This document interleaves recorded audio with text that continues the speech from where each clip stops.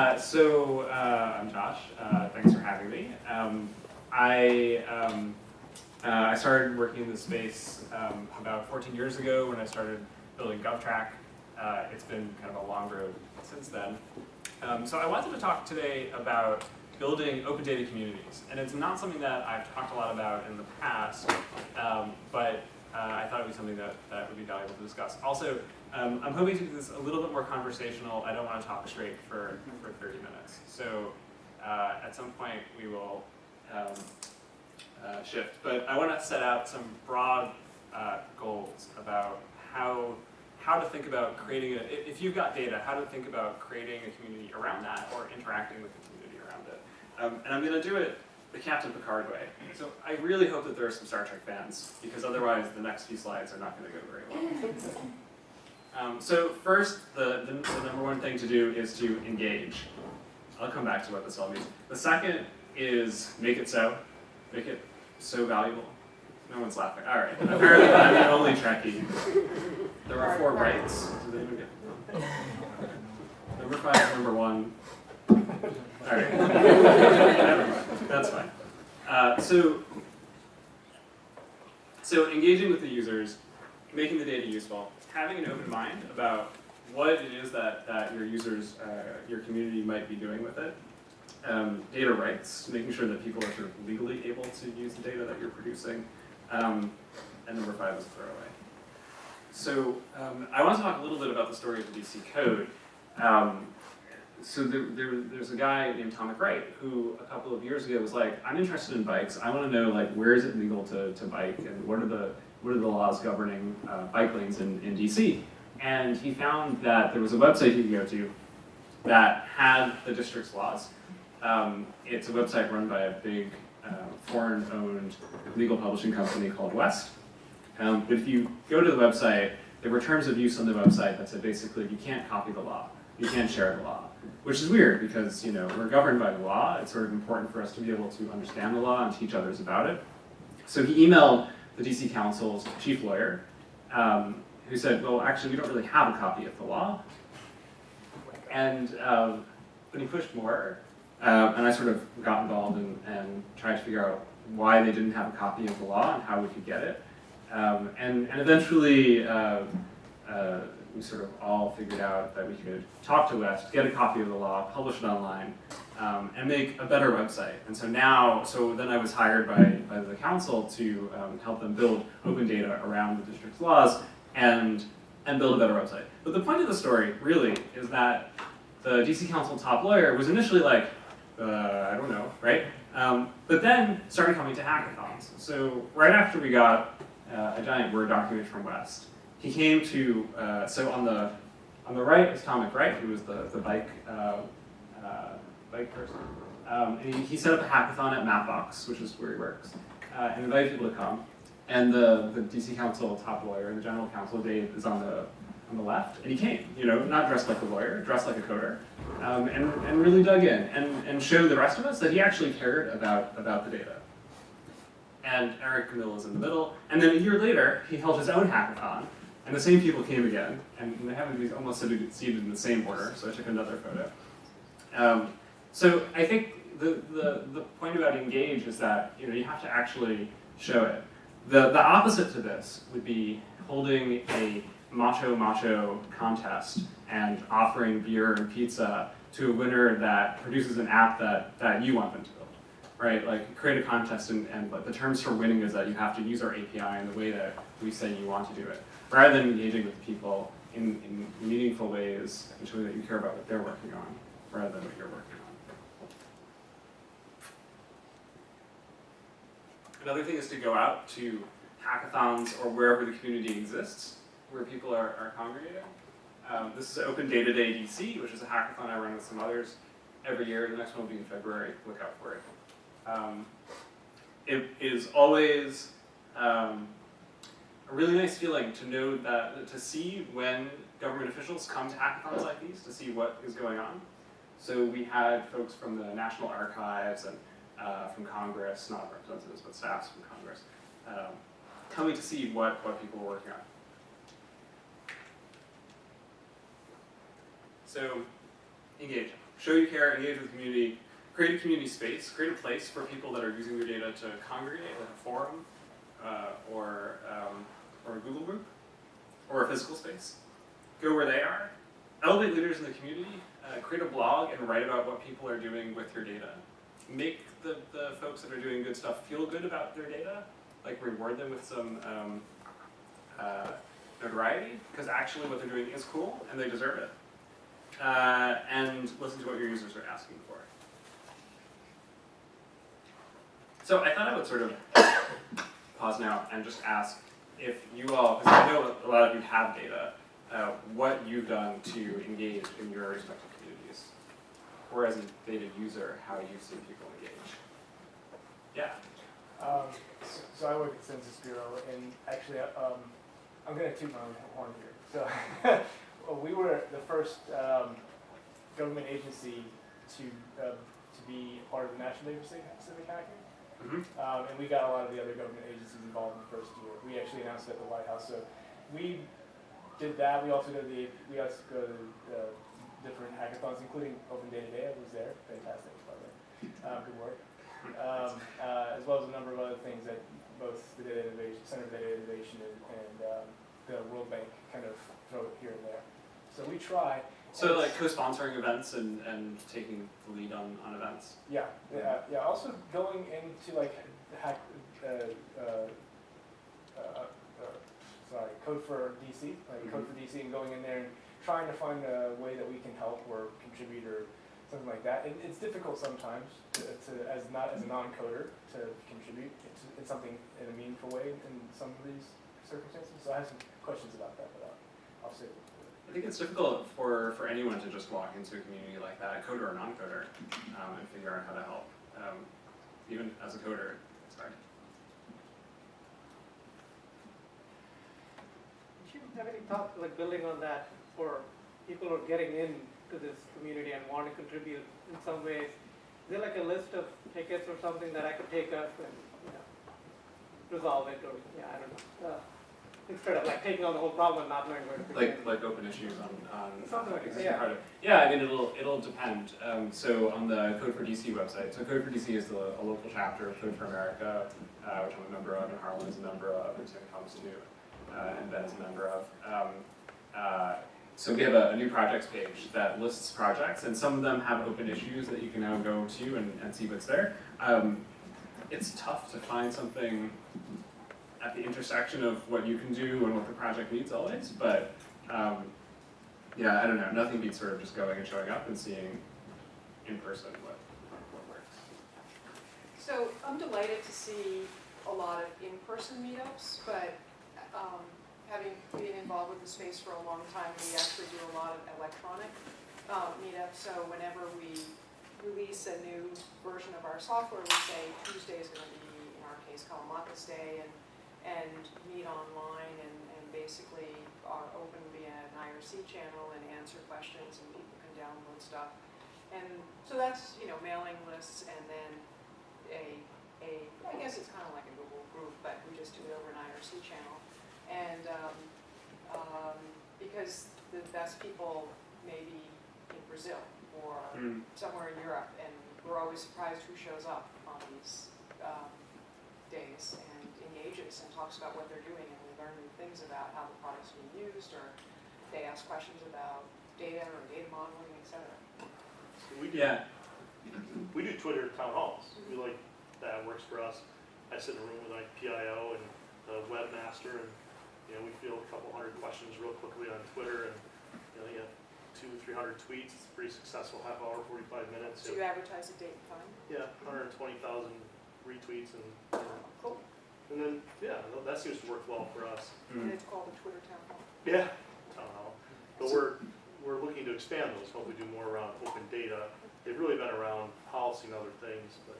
So to put you on the spot a little bit, I think one of the reservations maybe from the outside is not being able to see what happens after the tweets go in.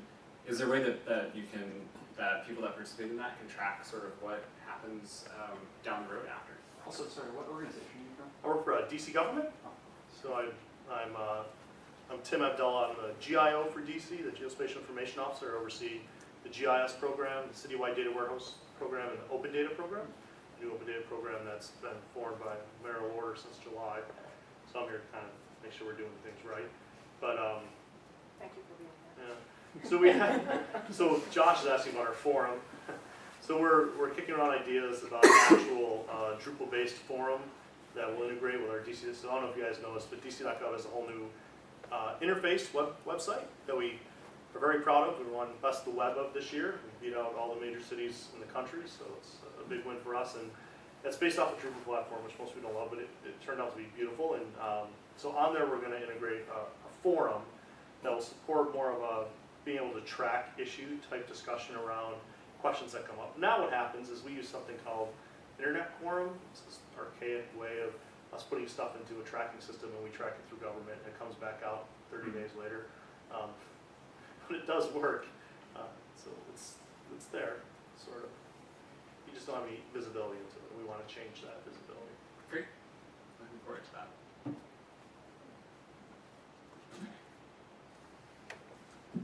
So the second angle on this that I wanted to dive into a little bit was just making good data, right? So obviously good data is going to help you build a community. It's number 2 on the list there, right? Like I think engaging is the more important thing in some respects than actually making good data. But if you were going to make good data, how do you do it? And the biggest thing that I learned in building GovTrack is building other people's infrastructure and trying to be other people's infrastructure is one of the biggest things you can do to sort of give yourself a long-term role to play in the community, right? So as soon as people start relying on you a little bit for something, right, then they've got to come back to you over and over again. And they report bugs to you, and they depend on you to be correct, and they help you be correct over time. So building infrastructure, using the infrastructure yourself internally, so it's the eating your own dog food expression. So when I first made data available on GovTrack, it was a sort of FTP, more or less, FTP access to the same directory on the hard drive on my server that I was using to populate the data on the website. So I would collect all the data, put it out, and then grab the data from the same place everybody else was and use that to power the site, right? And so this ensures that my distribution channel is, if it's good enough for me, it's going to be good enough for everyone else also.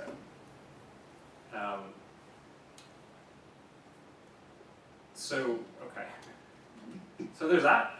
Then the data itself. So there's a lot of reasons there are a lot of different ways to look at what is good and bad data. One way that I like to think about it is in terms of accuracy and precision. And so these are sort of terms that we don't usually use for data, or not very precisely. But the way that I look at it is as 2 separate axes. One is kind of about fidelity or truthiness. So accuracy, let's say, is if you're looking at the data, how likely is it that your understanding of the world is correct from what you can see in the data? Whereas precision is the depth of knowledge. So that's sort of how many facts can you get out of it. So you can have one fact that's going to be very accurate, or you can have many facts, which may not all be accurate. Sorry? Okay. So a recording of something would be highly accurate. So here, let's say that this were a video of a congressional hearing, right? Imagine that you could click play on this slide. And we Is would Todd get, Park masquerading as Steve Van Rokel?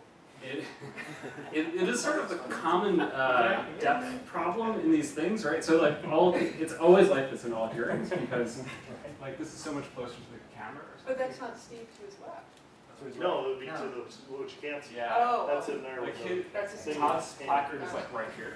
Yeah. It makes it very difficult to figure out who's speaking, right? When you're looking at these things, which underlies that it's not actually very accurate, maybe. But let's say that as a recording, it's very. I totally messed up the metaphor. As a recording, it's very accurate, but the amount of information that you can get out of it is very low. So if you wanted to get, if you wanted to have high depth of knowledge, what you'd want is like the Wikipedia info box on Todd Park, right? Or the transcript, so that you could search what he said and not have to like scroll back and forth in the video. So is the distinction kind of clear? Like the video guaranteed, right, to be an accurate representation of what happened, but you can't actually figure out what happened unless you watch the thing, right, and like transcribe it and then figure it out. But if you have the facts, you've got what happened, but they may or may not be accurate. So let's play with a few. So an audio recording, which smiley face would that be in this chart? A PDF of an image, but it's got OCR text. See. Yeah, it depends on how good the OCR is. So let's say that the OCR is pretty good. Could be a D. Okay, so I think I put it in B. Why did I do that? I put it in B because it's got the image behind it, so you can see that it's true. If it's a scanned image, it's got the accuracy, and then depending on how good the OCR is, it has the text. But yeah, these are all kind of fungible. Oops, and a spreadsheet. D. Right, and we want to be in the top right quadrant, right? When we produce data, we want it to be accurate. But actually, I put it on this side specifically, right? It's not like just the top right quadrant. It's mostly the left half, right? We really just prefer that the data be precise in most cases and not accurate. Well, not inaccurate, but all things being equal, right? What we want is the data. Getting large recordings of things are just almost useless. And when you get a recording, you often trade some accuracy for a lot of precision. So you'll transcribe it first, and that might introduce inaccuracies. So this was making it so. A reference to Star Trek that no one appreciates. So building infrastructure, going the extra mile to get people to rely on you, document it, which I didn't mention, have a low barrier to entry. So like in GovTrack, I've never had an API key for anything. Hasn't caused really a problem. The only abusive user of GovTrack's API was the US Senate, because they were not paying attention to what they were doing and started overloading my server. But I've had an API for 3 or 4 years and data for 9 years, and I've never needed to restrict people's access and never really cared enough to want better analytics. Dogfooding, using the infrastructure internally, and understand that precision in a lot of cases is what makes data useful. Will you share your slides, Josh? Sure. So documented. We call it metadata. Is that what you're? It depends. So metadata can often describe basic things about where the data came from, column titles and things like column headers, and so on, which is useful. But I think maybe metadata is like stage 0 documentation, or stage 1. Let me not be ungenerous, right? But if you look at census, the census is like the gold standard for so many of these things. So if you want to download the census's big data file of all the population statistics, you also can download what, like a 1,000-page PDF for the tiger data? You know? You mean the shape files, or? I mean, yeah, there's like a PDF that describes the data format for all the other shape Sounds files. to me like you know more about it than I do. So it's an enormous documentation, right? Like in one lifetime, you may not be able to go through it all. But it describes the field, the values of the field. In what cases the field may have inaccurate values for a variety of reasons. The ramifications of using the field, and so on. Oh, Ben, you might know also how large the. Yeah. This is a PDF that is entirely plain text, but they say that it's a PDF.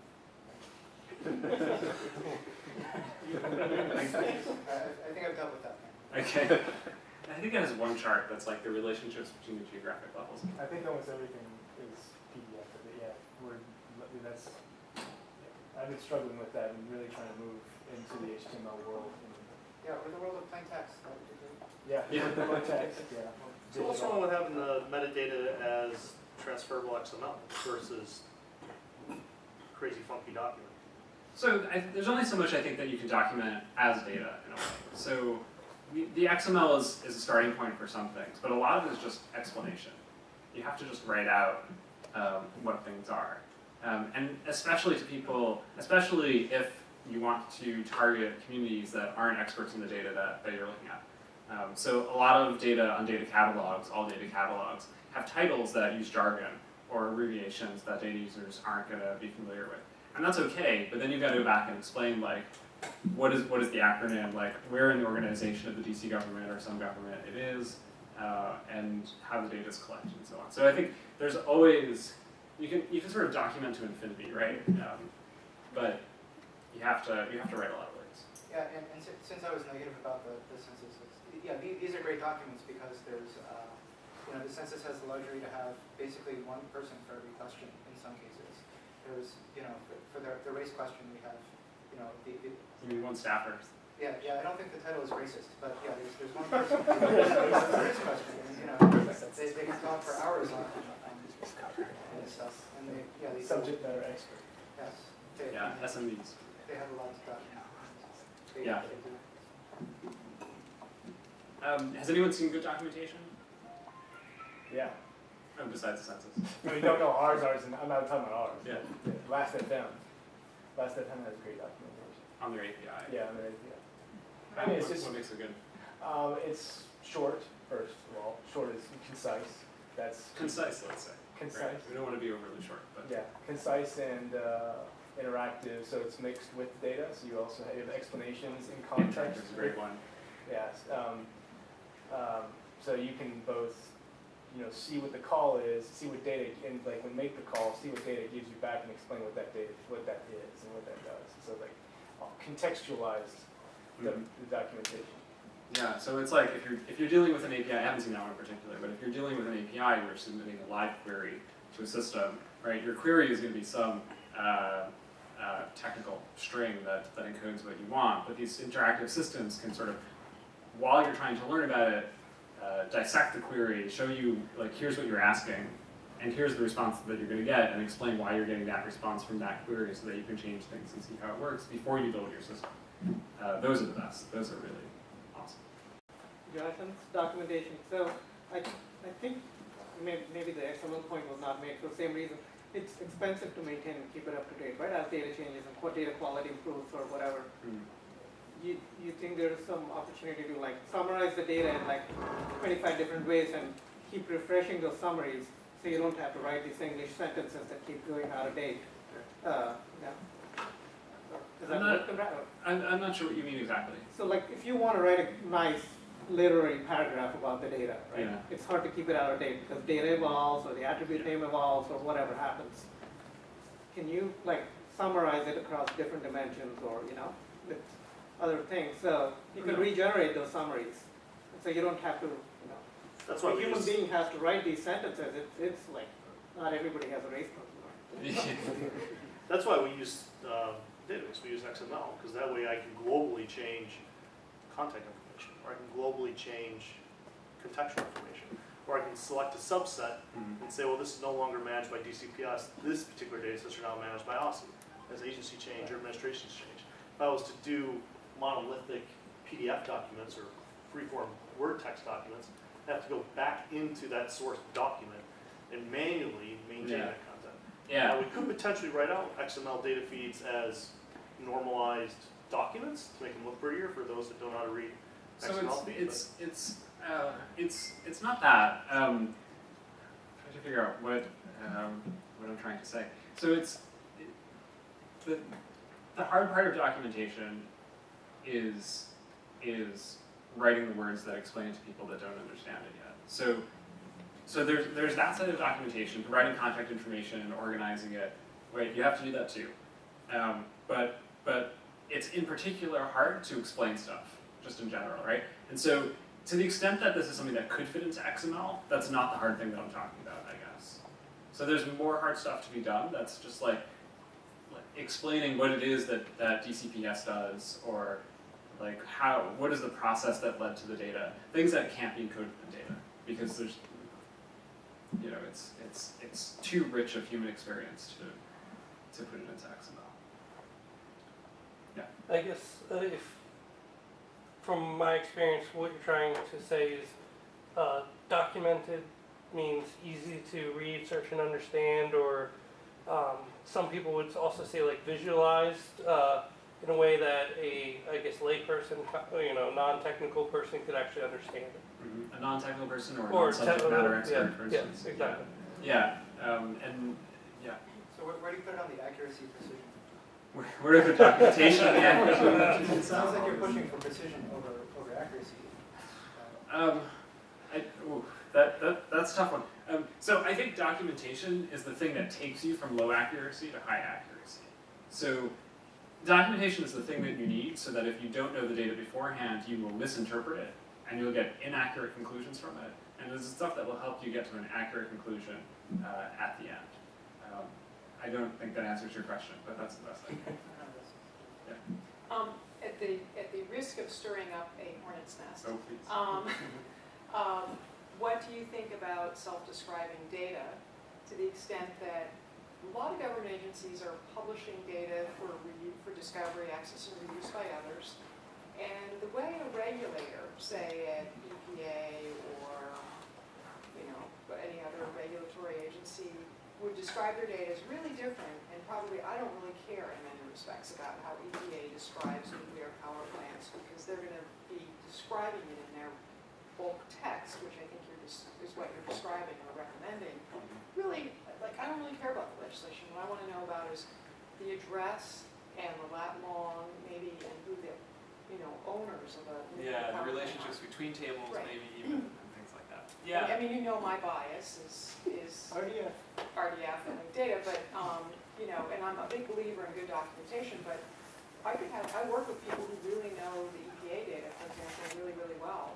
And they blather on, and I'm just like, I have to just like strip all this stuff out, because anybody who's looking at their data probably doesn't want to ever know about it in as much detail as the lady who spent the last 15 years dealing with the facility registry or the TRI data or whatever. Yeah, well, I have some thoughts, but You can save them for later. no, I was going to see if anyone else was going to be a hornet in the nest. Okay, I'll bite them. So, I think that's interesting. It reminds me of this thing where if you're building a program, if you're building something with a user interface, if people have to go into the manual to figure out how it works, you failed, right? So things that people interact with should be understandable immediately. And here I am saying write a lot of documentation. So yeah, that's an interesting, if only it could be that data could be so self-described that you'd be able to understand it. I think that would work. But I think in most cases, the things that data is about is often much too complicated to hope that the data will, that only self-describe, which is, I'm not saying that's your point, Yeah, but yeah, but I think it's a combination. Yeah, In other and words, I the think- human reader, you've got to kind of get them to the right continent and maybe to the right state, Yeah. give them the overview. But for machines who are trying to find information and properly display right, first name, surname, address, and put a pin in a map. yeah. I mean, I think this means I should really revise my position. So to the extent that you can make your data understandable in virtue of how it's structured, do that first, right? Get that as far along as you can. There will still be more stuff that you will have to write in English prose, but yeah, absolutely. And self-described data also makes it much easier to build interactive visualization tools, because you can go from the data to the process around using it much easier. So yeah, absolutely. I didn't stir up the hornets. No. Well, alright, we can keep trying. I have another question about this slide. So here you say build infrastructure, get people to rely on your infrastructure. During the engage section, you said don't just show up with an API and say everybody just Yeah. use an API. Yeah. So how do you? So that is I think a sub point. Go the extra mile to get people to rely on it. So if someone comes to you with a data question and they want something that you don't yet do, and you go, yes, I'll do that, because then you have to rely on me for that. Right? So it's like building stuff that you haven't necessarily built yet, if that will answer the question, or if that will take care of it. So for example, we've had the National Address Repository, that was an API for 2003, which is the every legal address in the district, where the API is called Rope and Soap 2.0, which is be getting post. It was great, 10 years ago. So the community said, hey, give us something in JSON. So we went back and rewrote the API, so it's now all available in JSON and JSON. So that's an instance where built the infrastructure, people relied on it, but the infrastructure wasn't right, so we adjusted the infrastructure because we went out to the community to make sure that we were building stuff that people could use. So you built a RESTful API. The RESTful API, and we did it without a key, never had a key. And after seeing that, so one of the projects I work on at CoverDC is ancfinder.org, which is about the ANC Advisory Neighborhood Commission's system in DC, and we're about to start using the API now that it has a JSON endpoint, so we're looking forward to that. So, question, this is, I guess, slightly different audience, but to the same question. So, I remember Twitter back in the day, it was more open, and then they built this community with a low barrier to entry and people, and then they scaled it back. Obviously, government can change policies. Elections happen. Things can get scaled forward and back, for various reasons. Yeah. I guess how does, obviously that affects the users, that affects the code base, but couldn't you elaborate on that? Because you probably have more experience than I've seen. Yeah, I mean, it happens, I don't know if there's too much to say about that, except like, yeah, people change. Which actually, I would normally say people don't change. But, yeah, I mean, there has to be some sense that you're going to be around long enough that people aren't going to have to change their stuff as soon as they finish building it. But it happens in government, it happens in the private sector, like you said. Making law, not policy. That's what I'm working on. Yeah, that helps. Bigger But stick. then you can allocate budget funding for it, and budgets can get cut. Which is, so a couple of years ago, data.gov looked like it was going to get cut because the funding category that it was a part of it did get slashed. And so this was like 2010 or 11-ish maybe. Yeah, I mean, it looked for a while like Obama's sort of chief transparency initiative from 2009 was just going to disappear after a couple of years. Fortunately, it didn't. People created, the Sunlight Foundation created a ruckus over it, and so it still lasts. But yeah, these things can sort of happen at any moment, especially with stuff related to Congress, because everything's political. So can I ask a question? Yeah. More like a question to the audience. Yeah. So that doesn't happen. So that particular thing that you just said, when we go out and say to the world, we have these great data sets, they're high value data sets, blah, blah, and then they're threatened by the government shutting down and budgets being cut, what can people like Tim and others do to ensure that the data continues to flow? This is more sort of We're looking. questions to the audience. So we support all the data through a single REST endpoint, and then we built a new wrapper around it to make it look prettier and easier to discover, but it is still all hosted by the code. So we're engaging with some external partners to provide programmatically updates to repositories that are not run by the government, so to speak. So we can imagine all of our data loaded in Wikipedia, GitHub, GME, Google Map Engine. So potential things like that, so public-private partnerships, informal or formal. yeah, and then but we don't want to do it in such a way where it's human beings updating stuff. Human beings suck. Right. I want to make sure that computers are updating stuff. So computers are reading my feeds and looking for changes and moving deltas around. So that all places, as Josh said, are looking at the same data structure, but maybe stored in multiple places. Like a federation.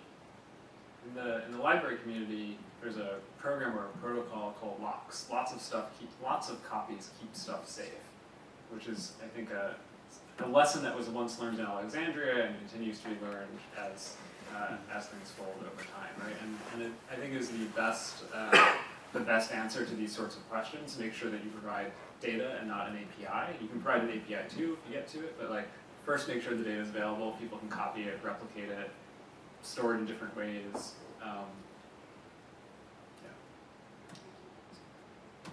Okay. So the next, I guess we'll start wrapping it up. I'm gonna skip this entirely. What should I say about this? So the maybe the third major category area, but the easiest to do, and so in that sense the least important, is making sure that you make the data available in the right legal way. So as data users become more legally savvy, because it becomes more and more important to understand these things, making sure that you use the right tools to to make data available. So one, are you making it available in a way that promotes analysis and promotes reuse? So there's like 3 key parts of this, right? Analysis, reuse, and actually promoting it and not paying lip service to it. Analysis is machine processable. Reuse is, can people share it? Are people legally allowed to share the data and to share their modifications to the data? And then you have to keep in mind 2 aspects of data rights. One are statutory or legal considerations. So data is, stuff is born copyrighted, mostly. So you need to make sure that you are not, you have to say something about copyright and contractual obligations that you may layer on top of that. I'm going to go backwards. So one, data in the US is not copyrightable per se, but that doesn't stop people from trying to sort of pretend that it is. So that carve out of law is sort of not usually enough to make things clear. Otherwise, things are born copyrighted. So you need to have an affirmative statement about how something is going to be licensed, either with a Creative Commons license or with a Creative Commons CC0, which is even better. And you just waive all of your copyright. That's the best way to make sure people are able to use it. Just say you don't have copyright over it anymore. Lacking that, maybe for private sector data, using something that's compatible with the open definition.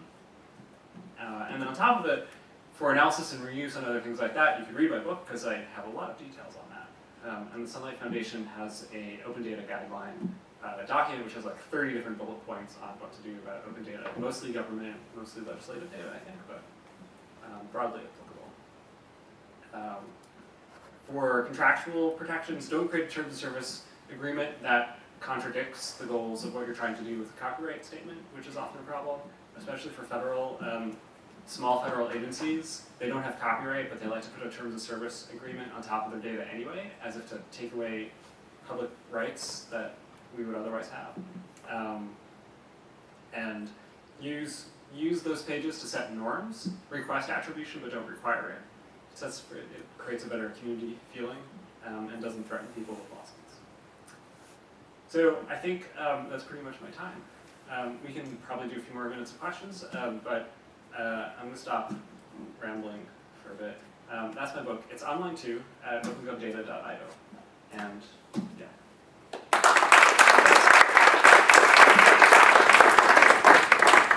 So like Josh said, we'll take a few more minutes of questions for those who want to stay.